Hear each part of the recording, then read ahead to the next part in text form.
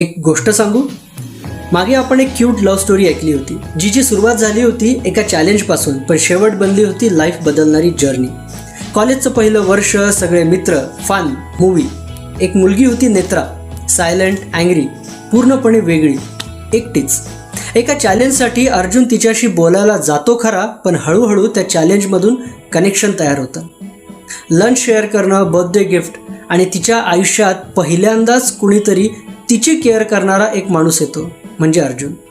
पण नेत्राच्या मागे होती एक पेनफुल स्टोरी. डिवोर्स झालेले पेरेंट्स, तुटलेली फॅमिली, लोनलीनेस आणि चाइल्डहुड ट्रॉमा. तिचं झालं होतं exploitation by her closest family member. अर्जुनच्या फॅमिलीमुळे तिला फर्स्ट टाइम घर म्हणजे काय हे कळलं होतं.